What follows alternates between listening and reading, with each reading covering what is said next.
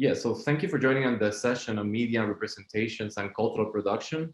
For those of you who don't know me, my name is Manuel Aviles-Santiago. I'm an associate professor of communication and culture at Arizona State University. And I'm also the director for the Veterans and Military Academic Engagement, the office, and coordinator of the certificate in the study of veteran society and service.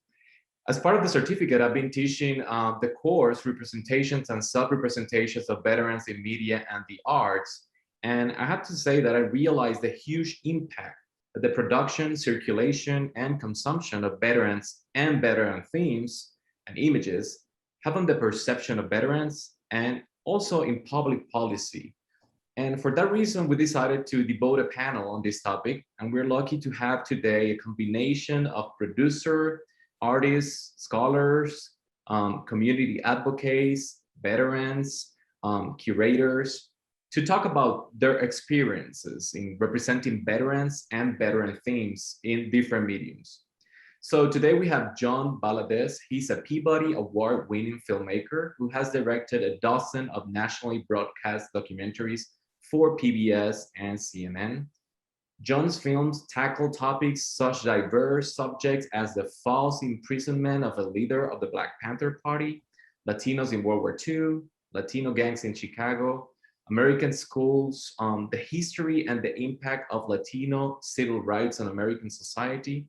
And his work has garnered top prizes at film festivals from San Francisco to Mumbai and has been featured in major museums and cultural institutions worldwide and in Europe. Valadez is also the director of the documentary film program at Michigan State University Schools of Journalism. His latest film, American Exile, it's about deportation of US military veterans, and it will receive national primetime on PBS next October. So stay tuned, okay? Becky Seabrook has over 15 years of experience in nonprofit and museum management program design and best practices in science education.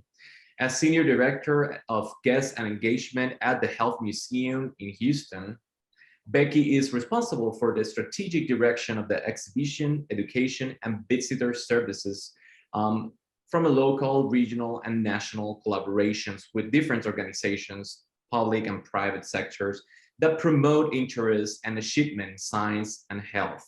She graduated from Duke University with a Bachelor in Biological Sciences and a Master in Biomechanics from the University of North Carolina, Chapel Hill, and currently serves the executive board of the American Leadership Forum. Though herself a civilian, both of her grandfathers served in World War II, and her father served in the 101 1st Airborne during the Vietnam War. MacDevitt is an associate member of Chicago Veterans for Peace and committee chair of the My Lai Memorial Project. He's an artist, storyteller, and an educator who came of age and was forever changed during the Vietnam War. He was radicalized by witnessing the wounded fellow protesters beaten by US Marshals as night fell after the march on Pentagon in 1967. As an artist, Mac developed the My Lai Memorial, an exhibit that is right now nationwide touring, hosted by Veterans for Peace chapters since March 2018. I'm sorry. The Memorial Exhibit Tour, Max is exploring how sculptural collages designed to help participants with processing their exhibit experience, how they can deepen understanding and empathy, and how we can tap into artists and each of us and join with each other to speak, for social justice. That focus on social justice is very important. And finally, Dr. Art DeGroat is founder and executive director of Kansas State University's Office of Military Veterans Affairs and the Military Affairs Innovation Center in Manhattan, Kansas. He's recognized as a national expert in the social sciences post 9/11 era. And he's focusing in reintegration, right? He works actively with students, veterans, businesses, communities, nonprofit veteran services organizations, and government agencies.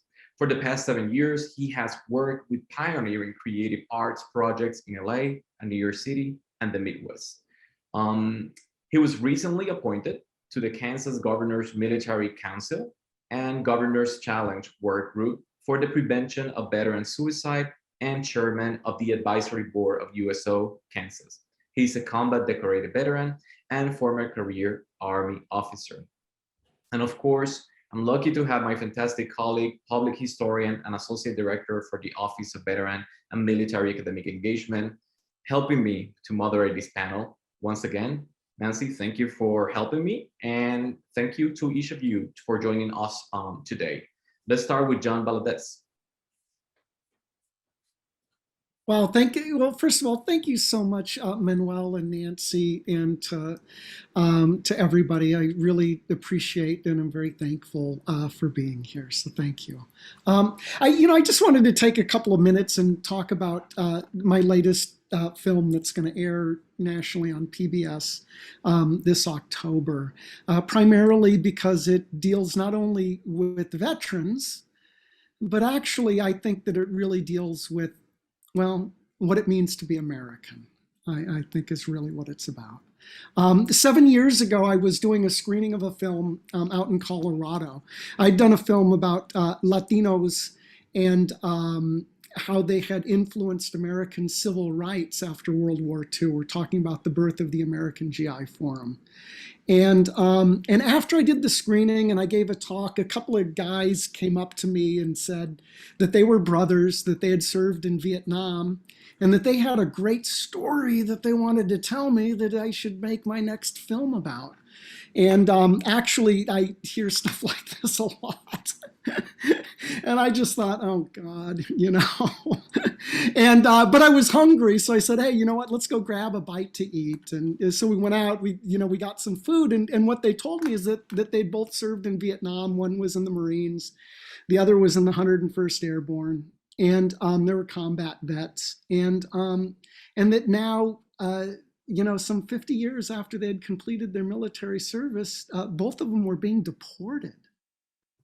And I was like, what?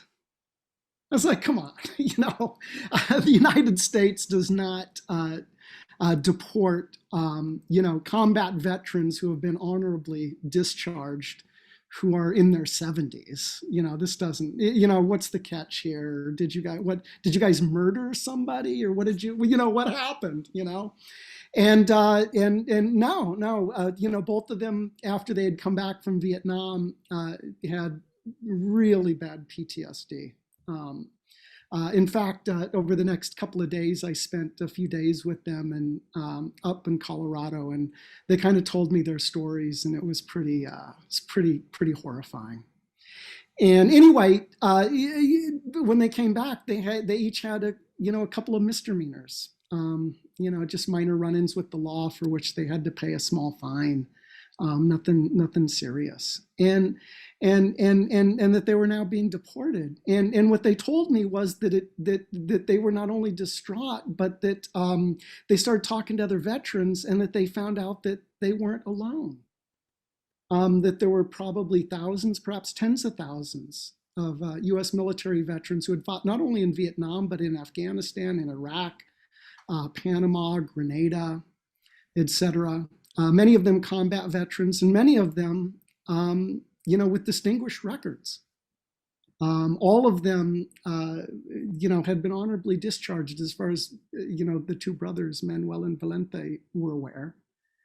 And I was like, my God, number one, why haven't I heard about this?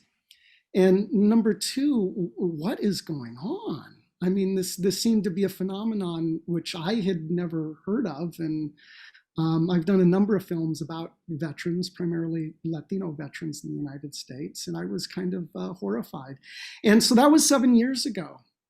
And so I spent the last 7 years working with them, following them through their sojourn as they try to negotiate what they're going to do with their lives, how it's tearing their families apart, and other veterans that they met along the way whose lives are also being torn apart because of this relatively recent change in government policy. We found out that for most of American history, veterans simply were not deported, or at least not targeted for deportation, but this is something relatively recently.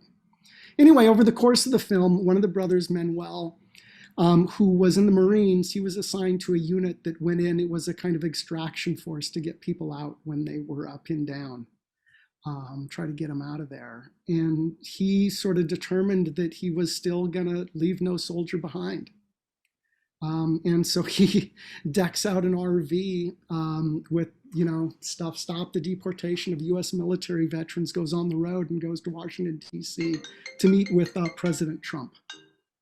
The other brother, Valente, who's 100% disabled, according to the Veterans Administration, because of severe PTSD, eventually decides he just can't take it anymore, and he self-deports to Mexico, the country he was born in, but came to the US when he was 7 years old and doesn't really know, just because he couldn't take the stress and the strain of the position that he was put in. He was driven to the point where he was thinking about suicide. Anyway, so we follow this sojourn. I think I'm making it sound very depressing, but it's also a film that's extraordinarily inspiring, because it's about, in an age of cynicism in which we live, it's also about people who really believe in this country, who believe in the Constitution, who believe in freedom and fellowship and brotherhood and sisterhood, and believe that this country can and should stay true to its highest ideals and most noble aspirations. And they're doing their fight, not just for themselves, but for all the veterans and their families. Because in Manuel and Valente's view, it's not just veterans who are inducted in the military, it's their families too. They all make an important and critical sacrifice. And also the film reveals a huge crevasse along racial and ethnic lines, because it's not white veterans who are being deported to Denmark or Sweden or Poland. It's veterans of color who are being deported to the global south. But I should leave it there. The film airs October 8th, prime time, national broadcast on PBS. It's a big megaphone. And I would be happy and love to speak with any and all of you about this, because it's something that I think needs to be talked about, because it reveals who we are as a nation, the kinds of values we hold dear, and the kind of vision we have for ourselves as for the future. It's not just about veterans. It's about it really says more about all of us, I think. Beautiful. Thank you very much, John. I think I'm really looking forward to watch this film, and we're gonna have time to talk a little bit more during the Q&A here. Now, Becky Seabrook, you're next. You have sharing capabilities. If you want to share something from your screen, you're more than welcome to do it. And thank you for joining us. Thank you so much for having me. All right. First of all, good afternoon, all from Houston. That's where I'm coming from today. As Manuel said before, I am speaking as a civilian. I do have some former military in my family. And for a time when I was an undergrad, I was an Army ROTC until my absolutely awful eyes meant I did not get a medical exception for them. So who knows what might have been, but I'm coming to you today as a civilian who works with the museum. And I was asked to speak to you because of a project that the Health Museum is doing in partnership with the ASU Office of Veteran and Military Engagement. And I've had the pleasure of meeting and speaking with Nancy Dallett several times through this process, and she has been a wonderful sounding board for it. So to jump into the project, and it may be a project that some of you are already familiar with, we're going to be hosting a photo exhibit beginning at the end of this month called the Veteran Vision Project. Has anyone already seen this? I know some of you are very familiar with it, some may not be. This is a multi-year project that began when ASU student Devin Mitchell, who has since joined the military, began taking photos of military service members. And in these photos, he uses mirrors to capture the subject of the photo, but their military and civilian identity in a single image, and leaves it to the the service members themselves to decide how they want to be portrayed in these images. And many of these images are accompanied by first-person narratives that talk about their experience or one aspect of their experience. And it's my understanding that these photos have been exhibited in some military museums or military organizations, but many people, and I include myself in that, actually find them online. And it's been fascinating to kind of look online and see a lot of veterans responding to these photos. When I first came across the photos, and that would have been in fall 2019, my initial thought was, wow, these are really powerful, and this could be an incredible jumping off point to start a conversation around something like PTSD, which historically is always associated with combat experiences, but has begun to have more broad awareness and things related to non-military as well. And so I reached out to Devin at the time, and we had a really good conversation about the project, about where it came from. And one of the things that he kept speaking about wasn't necessarily focusing in on any one topic like PSD, but this idea of reintegration. This idea of having, and this is kind of how this whole thing started off today, is talking about the military identity and the civilian identity, and kind of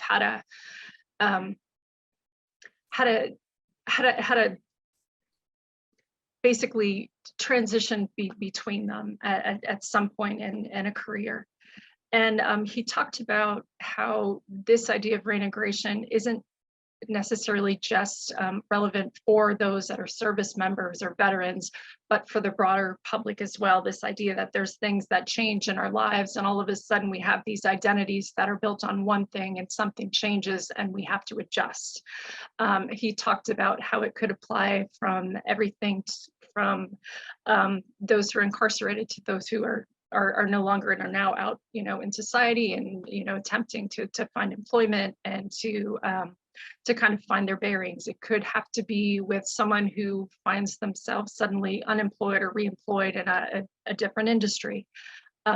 Relationship status is changing. So he was really passionate about it. And even though I had initially thought about using this photo exhibit for looking at some specific issues, I thought that was actually a really fascinating way to start a broader conversation, because we are not a museum focused on military history or military medicine or anything like that. We're much broader in scope. And I thought that using these photos to kind of create that conversation and create that connection and that bridge would be really interesting. So I was very excited to get started, and then COVID happened. So when we were finally able to kind of get back on track earlier this year and re-engage in a conversation about these photos and this photo exhibit, the theme of reintegration seemed more relevant than ever. This theme of identity and transition and especially resilience, they've been really top of mind, and it seemed like a really appropriate time to move forward with it. So this spring, here we are with this wonderful collection of photos of service members, created by service members who are showing how they themselves want to be represented. However, because there's hundreds of images, there's still this process of kind of paring down the images and the narratives to about 30 of them. And that's the thing about curating, by its very nature, kind of requires you to create this framework through which other people are going to experience the content and the work. And I was very aware that even though these photos were created by the service members themselves and in conjunction with Devin, I was really aware that I was having an influence on it and shaping how it would be experienced, and that I feel like is a really big responsibility for any exhibit, but I think especially for this one and this topic. So it came down to kind of, well, what are those things that were those parameters, and how are we going to to choose them? And being a photo exhibit, I think a lot of it was the photos themselves. If you've seen them, some of the photos, they just kind of reach out and grab you, and they're incredibly powerful with or without a narrative. And so that was definitely a decision maker in some cases. And in some cases, it was the narrative. Photos that didn't necessarily jump out and kind of were beautiful and sort of how mundane and simple they were, but the narrative was incredible that went along with it. So that was definitely something that I was looking at in terms of curating this. You know, how are we going to present this? But I think the other thing was that given where we are as a nation right now, and Houston as a city, and who we are as an organization at the museum, I decided that looking at the diversity of voices was incredibly important for this one. And it meant diversity in terms of things like gender and race and ethnicity, but I think for this particular exhibit, it also meant something more. It was looking at the diversity of the military experience. So what branch people served in, because a number of the branches were represented. What war, or in some cases they were not involved with the war, but what war? I mean, there were World War II veterans in it, there were Vietnam veterans, there were one for some of the more recent confrontations that we've had. What were the responsibilities that they had? And then also the experience itself. And some of the experiences demonstrated resilience, but were very positive, and others were ones where people were incredibly vulnerable and talking about things like, you know, the guilt over a fellow service member that either didn't make it or may have committed suicide, or the struggle with PTSD. And so there was just this range of experience. So as much as you can in a subset of hundreds of stories, trying to capture that. And beyond the photos, we will do some programming, and we've looked at conversations around things like PTSD, and there's some wonderful arts organizations that approach it in a different way. It's not necessarily sitting around a room and talking about it, but kind of exploring what it means through the arts. There's some really powerful programs that we've seen. So we definitely are excited about looking to complement the exhibit with some things like that as well, and because it will be there through the year. So it gives us a nice opportunity to do that. So anyway, that is in a nutshell our project. And again, thank you so much for having me share it today. Thank you very much, Becky. I have to say that it definitely generates a lot of conversation. I've seen these pictures, and they're very moving, very interesting. And the notion that what I found really interesting is that the universal aspect of reintegration is something that is brought up in that gallery, and I think that it's going to be fantastic. My brother lives in Houston. I'm definitely encouraging him to attend to the exhibit with my nephew and my niece. So thank you for doing that. And talking about generating conversations, one of the last pandemic events that we had the opportunity to do in the office was the MyLi exhibit, and we have with us MacDevitt today to talk about his work. Mac, the word is yours. Okay. I'm sorry, you're muted. I'm sorry. I think All right. There you go. I just want to see if I can make this screen share work. You should be able to. Files. Hang on, just be patient with me. This is a new. Yeah, I'm going to connect. Wish I knew how to get it all set up beforehand, but let's see.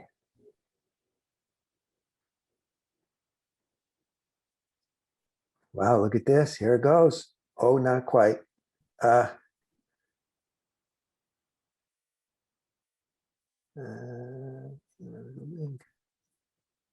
Share screen.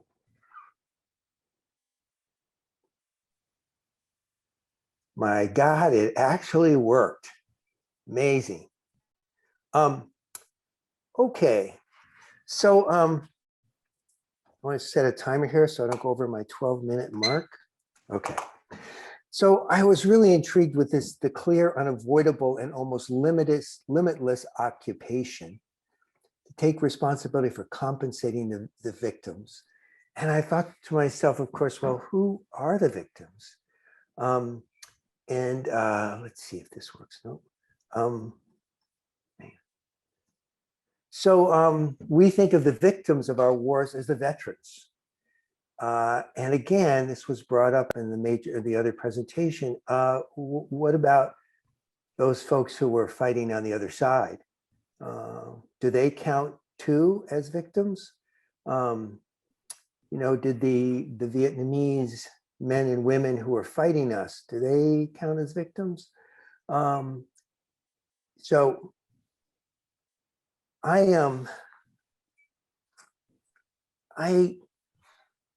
got angry. Came of age in the 60s. I made most of my military experience was in trying to and making sure I stayed out of the military. I didn't want to go.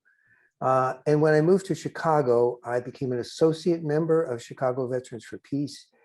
And when I heard the Pentagon was spending $63 million to glorify the war, the Vietnam War, with no mention of the Vietnamese and what they suffered, I decided I would just develop this exhibit. I didn't know if anybody would give a shit about it. But I got sponsored by Veterans for Peace chapters across the country. And in 2018 to 2019, I hit the road on a 60s road trip, basically. And one of the things that I think we can forget about the Vietnam War is that, as my friend Howie says, the Vietnam War happened in Vietnam. Sometimes we just make it all about us. We have the luxury as a military superpower to go to war in other people's countries. And what I wanted to do with this exhibit, using the My Lai massacre as a focus and as a lens to look at really what is it like for people who live in those countries who are on the other side of our guns. See, I'm gonna see if I can keep going here. Let's see. So of course I met an amazing group of veterans who really haven't demobilized, but really work hard. Again, I'm thinking about the situation that you were talking about with I'm sorry, I'm getting a little excited here. With the deported veterans, they're all over this in terms of fighting at Veterans for Peace chapters. So I put together this exhibit. It was about a 2,000 square foot exhibit, and found sponsors and just started traveling with it. So I went with the exhibit. I didn't just send it out. And I'll just show you so what this is just about. The fact is that the wars that we engage in have impact on our veterans, but they have far bigger wounding and impact on the people who live in those countries. So the exhibit, I'm just going to go through some of these, but the whole idea was try and use Vietnamese voices and look at our policies and not just deal with what happened in My Lai, because it turned out that there were many My Lais. We killed countless number of civilians, and as well as 1 million of their soldiers in the Vietnam War. So it was a powerful exhibit. People responded to it with great emotion, often. And part of the idea of the exhibit was that the people who participated in the exhibit could write in journals, and they could do a number of other things. And their work, their comments would travel with the exhibit and build. And that was really a powerful experience for people to read what other people had written. And we even had a collage building project where participants made collages, sculptural collages that I developed, and then had conversations with myself and with veterans from Veterans for Peace. Had a memorial altar as well, where you expand it out to really memorializing victims of violence and racism and oppression. And this took up, for me, it was just a really powerful, let me see, now I gotta go, I skipped some slides here. So hoping you can't see these, they're supposed to be skipped. Let's see. So I I've come out of this with some strong feelings after spending 2 years on the road with the exhibit. And one is just that whole idea that we pay a lot of attention to our veterans, but almost none to the people who suffer in our wars. And I want to propose that a lot of times our honoring of veterans is overreaching, and it actually acts as a smokescreen, and that military culture in itself can be quite toxic. And it keeps us from looking at that, and it keeps us from looking behind at really who benefits from our forever wars. So I'm going to use some examples from the exhibit. One is this whole business about Agent Orange. And of course, in terms of Agent Orange, it's one of those things that our veterans were exposed to, and there's been a lot of push for compensation, whatever. But there's very little of that aid that goes off to the people who really suffered. We have to remember, when our veterans were handling this stuff, they were handling it to dump it on the civilian population. And, you know, for me, in some ways, it's a little like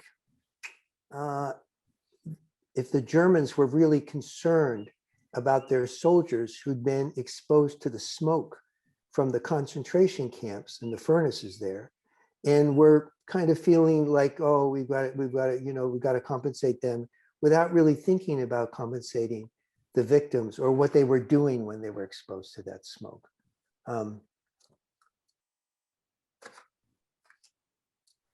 The other thing we really got to look at was the military culture in the Vietnam War that I don't think has changed a lot.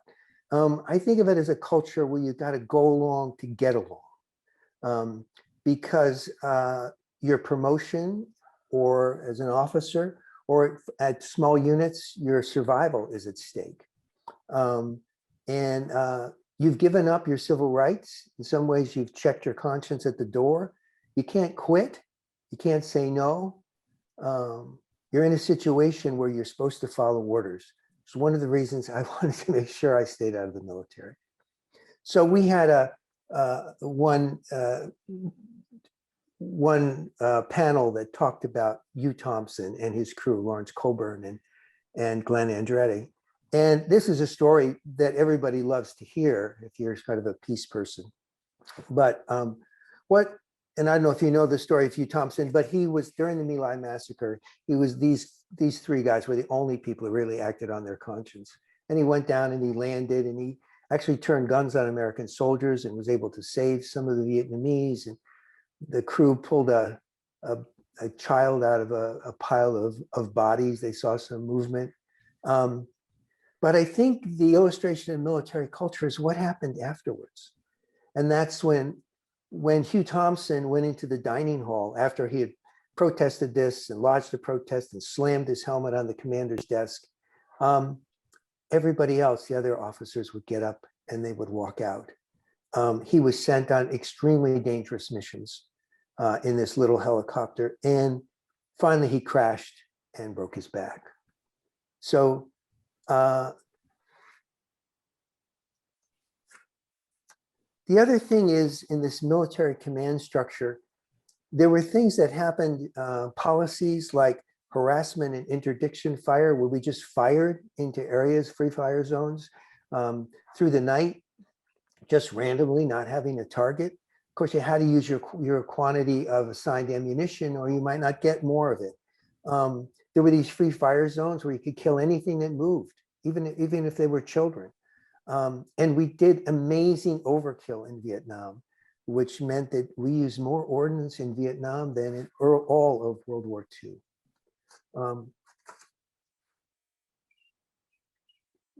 So we get into this idea sometimes, well, that was Vietnam, and what about now? But the command structure continues. There's lots of defensiveness and denial, lots of cover-ups going on, and a lot of bullshit in terms of, again, you need to meet quotas, you need to do what the commander says. And we caused great suffering. Some journalists took a look at our precision bombing in Syria and Iraq, And here's a man who lost his wife and at least one of his children when his house was precision bombed.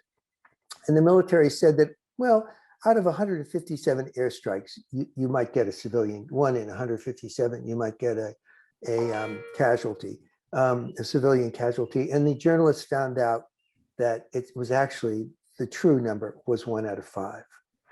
So to get the question, the other thing to look at is, well, who benefits from war? And I'll go back here. You know, we got our standard of living partly because of what we do and what we get into. But, you know, who really benefits? Who's pulling the strings? And all this gets covered up. And I'm going to finish with this. In the town next to me, these banners have appeared. And these are hometown hero banners, started locally. And to me, this is way overreach for veterans. And this is part of the smoke screen. So just for taking a job in the military, just for taking the job for whatever reasons, and being honorably discharged, you become a hometown hero. They're almost all local. They're all white, mostly all men. What about non-military heroes? There's got to be some in the community, teachers, and EMTs, doctors, but they're taking up with this kind of project and they're all over the town. They're really sucking up all the airspace. And the last thing I want to do, right at 12 minutes here, is I just want to leave you with a final image. I've been to the Vietnam Wall, and it's a very powerful experience. And I just want you to know that if we took all the Vietnamese soldiers on our side who died, 250,000 of them, and the million soldiers then on the other side who died, and the civilian casualties, and we just layered them on top of the wall, you know, it built wall upon wall upon wall to honor all the victims of the Vietnam War. That memorial would be as high or higher than the Washington Monument. So again, I feel like if we're going to go to war, somebody else's country, it should break our hearts. And because of what's going to happen to the people who live in those countries. And it feels like we are totally oblivious to that issue. Thank you. Thank you very much, Mac, for such a thought-provoking presentation. And I know that we're going to have a lot of comments at the end and questions. I've seen a couple of them in the chat right now, but we'll be back at those after Art's presentation. Are you ready, Art? I think so. I like Mac. I'm going to try screen sharing for the first time in my life. So here we go. We're with you. Let's see if it works. Okay, is that everybody can see that? Okay. Did I stop my? Yeah. Good. Okay. I'm not going to unpack this busy slide, but I want to set the context that my work in studying the impact of military service to the life course of Americans, I really focus on the middle of this screen. You see the little fox head from Diavolo. It's a Los Angeles-based performing arts company, and the work that I'm doing in the arts, particularly with them, is really nested in the middle of this transition. As people come out of the military and in the transition space, I became kind of disenfranchised, as Nancy mentioned about Waller's comments, that to move beyond the stereotypes that every service member is a hero, superhero, or a victim. And where's the real story about average people that serve and in many cases do uncommon things in uniform. From this, try to advance the slide. I turned to the arts, and in the last 8 years, I've worked with 29 different community-based arts programs, arts engagements that try to make a better understanding of what the lived experience is of post 9/11 era veterans from a humanistic perspective, to try to elevate the public discourse on who are these veterans, who are these people, what were they asked to do, what are the consequences, and very much like Mac's comments, without a humanistic understanding, there's sympathy. Thank you for your service. There's no empathy of deeper understanding. But I found that the arts community was really making inroads. And that's where I found a lot of hope. And I tied my horse to the wagon of artists that were using aesthetic knowledge to express what military service is and war and the consequences.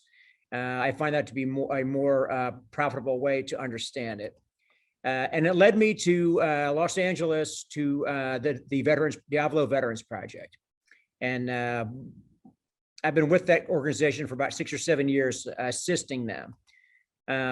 They started out in Los Angeles under their world famous director, Jacques Heim, transplant from Paris, France to Los Angeles. Jacques was one of the founding creators of Cirque du Soleil. He's a brilliant man. And as he would go from his home in LA to his studio, he would invariably pass thousands of homeless in Los Angeles, many identified as veterans, but started seeing young faces, young, beautiful, vibrant men and women, recent veterans. And he didn't understand why he's seeing young, healthy looking homeless veterans in Los Angeles. So after his various rehearsals and preparing his company to tour the world and doing beautiful performances on the best stages in the world, he would send his people, rehearsal directors, out on the streets and go round up those young veterans, bring them in, offer them our food, offer them some medical care and conversation, and let's get to know our neighbors. And this turned into arguably one of the better community creative arts engagements in the country. And it has since 2019 has now gone around the country in various residencies to expand this. One thing that I was asked to do, having finished my doctoral dissertation on studying the lived experience of veterans in transition, was to try to help grow this field of community-based arts organizations that were doing the good work with very little funding, was trying to help the National Endowment of the Arts, Department of Defense, the Creative Forces Program to provide some data-driven or evidence basis for which to say this work is meaningful, it is deserving of funding. And I thought Diavolo's work was a particular example of that. This picture here shows Jacques in my office where I'm sitting right now. And the book he's looking at is one of 24 original sets of every combat after action report from World War I on both the Americans and the Germans. And as we were developing the Veterans Workshop here at Kansas State University, the artistic part was using actual commentary from real war reports that resonate with soldiers 100 years later. And it still talks about the humanity of war and the consequences. So that's a little bit about that photo. Some of the things why these workshops are healthy, and this is an actual picture of their live performance, was veterans who had been very strong people. They've had some difficulty at the end of their tour of service. Their transition was even more stressful.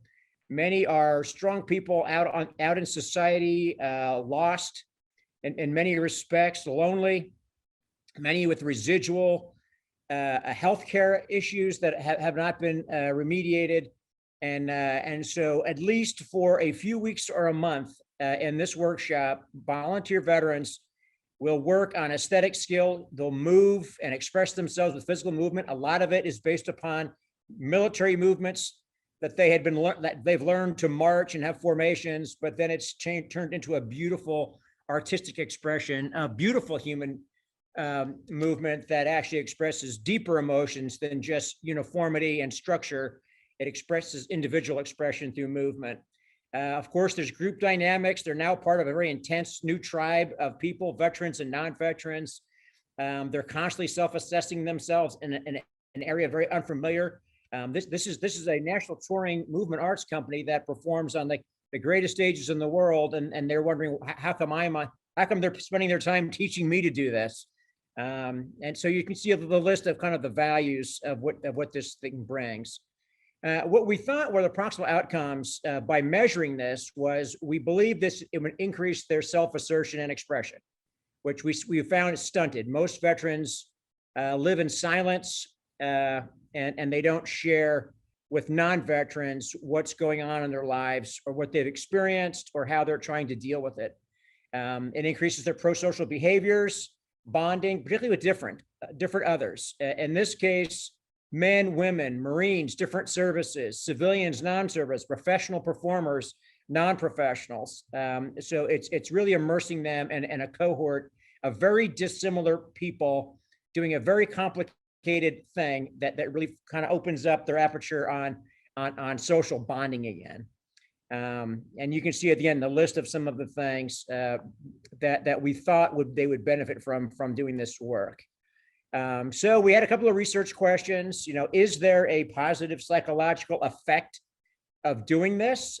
And if it is with the veterans, is it any different with the non-veterans? Do the veterans experience an arts workshop in a way that non-veteran, non-artists experience it? Through a lot of work and a lot of consultation with other scholars across the country, we kind of looked at 5 things. The most important thing that we looked at was this notion of psychological capital. It's a bona fide psychological construct from Dr. Fred Luthon at the University of Nebraska and some of his associates, but it really looks at and can measure through self-reported instruments one's self-efficacy, optimism, hope, and resilience. An interesting thing about psychological capital is those 4 aspects. If you measured soldiers in their prime in uniform, those 4 dimensions are very, very strong. And after their transition into civilian life, they're very, very weak. So they've discovered that these traits of self-efficacy, optimism, hope, and resilience are state-like, not trait-like. These are not enduring. These are things that go up and down based upon their life experience. They change.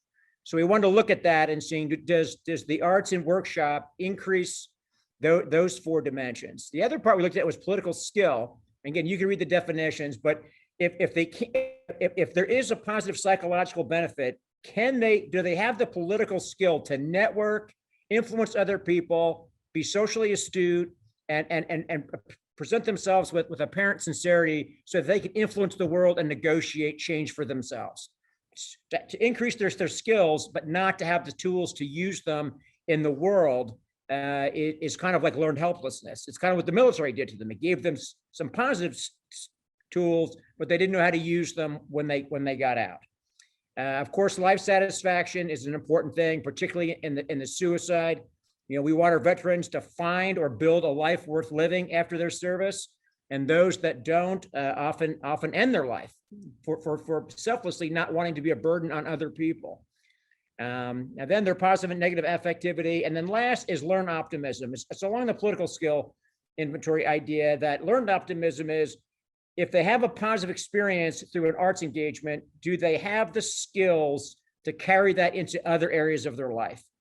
If they've given up on job interviews and employment, other than standing around waiting for a disability check, does their growth in one area, can they leverage that to go out and be optimistic that, yes, I could get a job, or I could be in an intimate relationship, or I can go back to the VA and get healthcare? So those are the kind of 5 things we were trying to look at and see if you could measure that. Again, it's exploratory. No one's really done this kind of work at this point. So I'll cut to the chase. They're not really findings. I mean, I'm not going to unpack all these, but there's tons of data that's interesting. I promise you it's interesting. But here's the kind of things that we found. In life satisfaction, almost every veteran started out with very, very low sense of life satisfaction, lower than the average person, lower than the civilians in their cohort, in their arts workshop. And most had a significant increase. Again, that was reported before the experience, in the middle, and at the end. We didn't do a post test 6 months later. Was their life satisfaction still better 6 months after their workshop? We don't know. Their veteran mood states, again, they increased the positive, but it didn't negate the negative. And in the affective dimension, people can have very high positive, but if you have also at the same time, you can have very high negative emotions. And so these arts workshops, while they increased the positive emotions that they had, high energy, concentration, pleasurable engagements, it did not significantly reduce the negative ones of distress, fear, and anger. This workshop did not show that it was really mitigating that. And without improving in both, people are still emotionally challenged and unhealthy. Psychological capital seemed to be improving across all 4 dimensions pretty significantly. Political skill, the one attribute that was reported low and never got better was networking ability. They still do not have veterans struggling in transition after the military service, even after a pretty intense human experience like this, still did not demonstrate any greater ability to network and become pro-social and bond with other people. They needed it mediated. They needed someone else to manage it all, kind of like the military. They had their sergeant or their commander. Somebody was the glue that glued the soldier to their team. The soldier wasn't gluing themselves to their teams. And this work did not show any improvement to that behavior. And then learned optimism. Again, there was not a lot of positivity. There was, again, it could be the short duration of the intervention, but it didn't show that they could take a positive experience and a community-based arts engagement and leverage that into other areas of their life with a general sense of optimism that they could succeed in other things like they did there. We gave them a victory in their life that they needed at a critical time, but it wasn't necessarily enough to get them fully independent. So then I put that against my working definition of veteran transition, where we saw it involves one's mindset, continual self-realization, help-seeking behavior through mediation of other people, and then engage in re-socializing with the civilian community from where they came. So we believe that, and this information was all shared with the National Creative Arts Program, which is a partnership between the National Endowment of the Arts and the Department of Defense and the VA. So it has been influential in terms of indicators that there is a scientific basis for doing this kind of work. This year, the Creative Forces Program nationally has are in the design phase of a major national sub-granting program, and they've partnered with the Mid-American Arts Alliance in Kansas City, and I'm working with them, and they're going to roll out, I think in July, a major multi-year, multi-million dollar grant program, so that community-based artists that want to work with veterans can get the kind of money and get some federal grant money to help them with their work. Half the programs we heard today would qualify.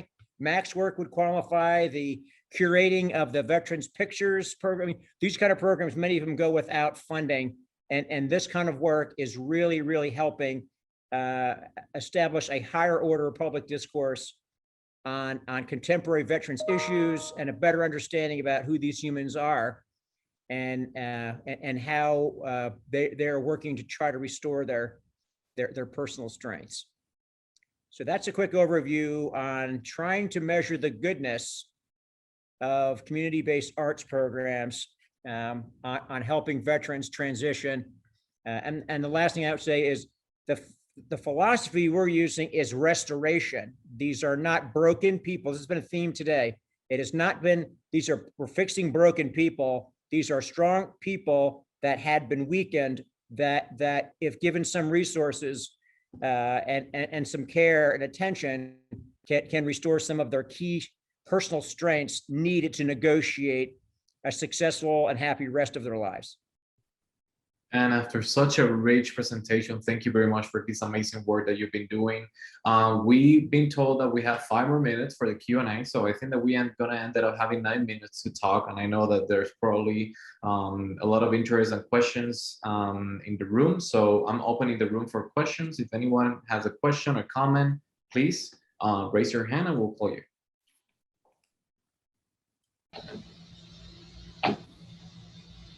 Any questions?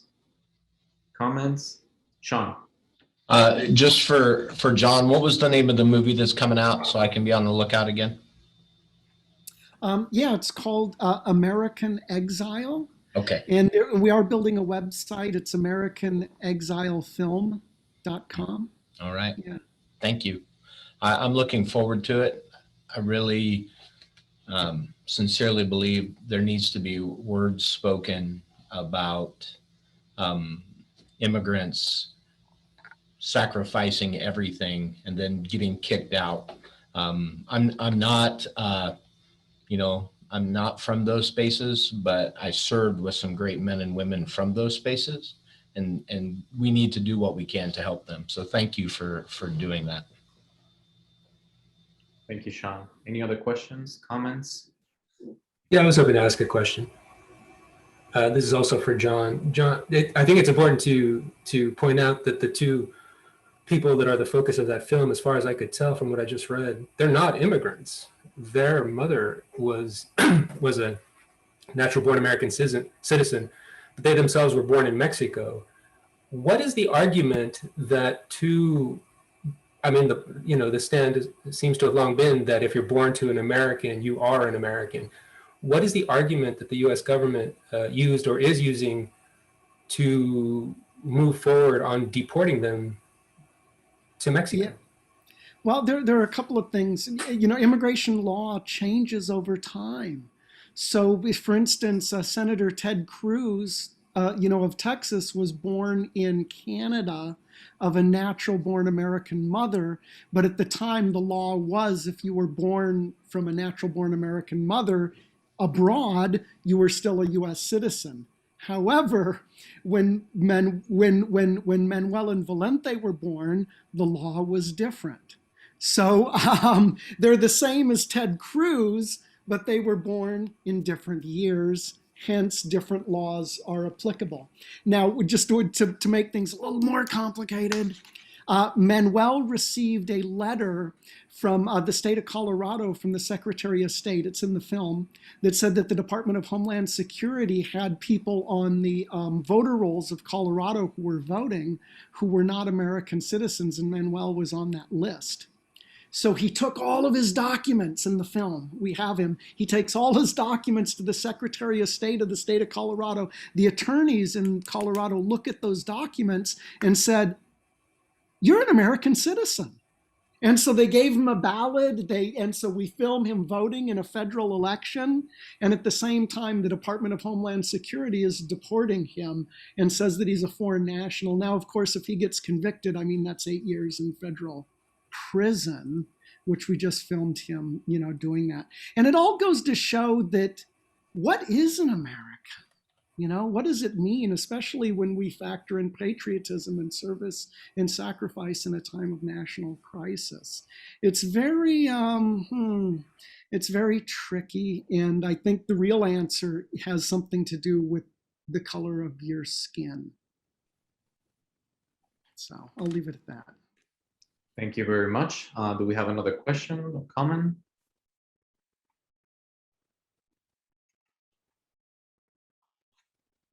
If not, I have Pete, you should jump in. Yeah. No, go ahead. Have Alexis. We're back. Sorry about that. I don't know what happened, but we're back. Alexis, do you have a comment or a question? Well, I think Pete was going to ask something first. Oh, okay. Hey, Alexis. Thank you very much. Hello, everybody. Thanks for the great presentations and panels. My question's specifically for Arthur about the psychological traits that you've identified in regard to veterans who participate in art projects. I was wondering if you could comment on whether you saw any of those psychological traits manifested in the art itself, right? What trends across the range of artwork sort of illustrates the points that you were able to hypothesize or then discover. And if the other panelists want to comment on that in regard to the own art with which they're working for, I'd love to hear that too. Well, I would respond that of the 29 arts projects I worked with, this was the last and most recent and the first one that I started using psychometric evaluations for. So the first 28, I was just kind of observing with kind of an informed eye and trying to figure out what what things should we look for? What measures of goodness are there? And so this has not been looked at across other genres of art, of visual art, of music, theatrical production, although this is kind of that as well, but it's really movement art, dance. It's a great question. I don't know if each different genre of art workshops would lend itself to measuring different types of things that would be measurable and indicators that the veteran is getting something significantly good to enhance themselves from. So, but that was the first kind of shot at it, and with those 5 different instruments to look at. So I could just jump in just for a second that a lot of the folks who built these sculptural collages were veterans. And I just have one on my screen here I could share with you of what this guy, crap. No, it's not gonna be worth it. I won't be able to find it. But anyway, I won't share it. But, well, there it was. Did it work?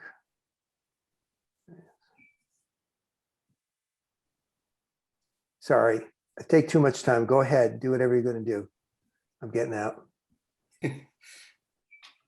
Yeah, I definitely want to spend some more time with Arthur's criteria, because I spent a lot of time actually, reading literature and also paying attention to the artworks, right? And I wonder if they actually serve as a set of themes or tropes or characteristics that might be observable, in representations by veteran writers interested in veteran and military things. I found them very, very intriguing to think about. I'm happy to share and trying to build and encourage a broader community to explore these things. And it's not sustainable if you can't document and substantiate the value of some of these programs, particularly in the nonprofit side of the world. So anyone that can do any kind, it doesn't have to be pristine scholarship. It's informing policy on funding and granting. So it doesn't have to be perfect. It doesn't have to be IRB perfectly research, but it does have to be sound and provide some sound indicators that there are people in the artistic community that are doing meaningful work. We recognize arts in the therapeutic community, but not with the same reverence that we recognize it or fund it in the world, in the community. And the community is where the veterans go home to. That's where they figure it out or don't figure it out. And I think anyone that's in that space ought to elevate their game in terms of doing evidence-based practice. These people don't deserve put on pedestals or be treated based upon some other veteran's idea of what's right for them. Tough love, no love. Go to the VFW and have your own gin therapy. It ought to be, if you're going to help these people or work with them, you ought to meet them with sound practice. And that's all I'm trying to do is elevate sound practice. I think that unfortunately we have to go to the main room right now. So it's been 5 minutes. I'm not sure exactly how we're doing this. Jim, do you know exactly how we go? I think we're going to get a message. I'd go ahead and let Alexis at least answer the question. Yeah. It's actually Art gave a great segue there, because my question was just really for the panelists, all of you, in a time when the humanities, you all talked about humanism, and in a time when the arts and humanities are kind of underfunded, so to Art's point, and maybe undervalued, how do you see your work, trying to maybe, to use Art's word, elevate the importance of the humanistic and the artistic, whether it's in veteran studies or otherwise? This is Becky. I'll jump in. It's I think, Peter, it's a great question. Arthur brings up a great point, and being sort of in the museum field, there's kind of for a number of years, there's this idea that you need data to show effectiveness. And often it is tied to funding. And I think the challenge that I've seen is sometimes it's easy to create a study around that, and other times it's very difficult because I think sometimes the impact that certain things can have, you might not know the impact until a later date, or it. So I think that one of the big challenges around it is how do you measure these things? And there's definitely tools, kind of like the one that Arthur showed, in an attempt to do that in order to say, you know, are we doing what we're saying we're doing? And, you know, is this something that warrants funding? But I think that's a big question. I think that's a question that a lot of organizations, particularly arts organizations, struggle with, because sometimes it's not as easy to demonstrate impact. And sometimes the ways that we choose to demonstrate impact may simplify the impact that things do have. But I think it's an excellent question. You know, there's the impact of the participants, and that's really important. And you know, beautiful work, Arthur. But there's also the impact that you can have on the civic discourse of the community by raising these questions. You know, you think of what Mac's doing, you think of what Becky's doing, and you know, and you think of film and how that can add, and you know, and how that can influence maybe the legislative process, and how that can influence how people are thinking about this. And it may not be one exhibit or one film, but it may be those things in the aggregate over time begin to shape perceptions in a certain, you know, kind of way. So, and I don't know that I don't know exactly how you measure that, but there is something about the civic discourse of the community that I think is important. Well, I'm going to jump in here because I just got a message from the coordinator that we should sort of transition back for the last 15 minutes. There'll be a little bit of a wiggle room break between it.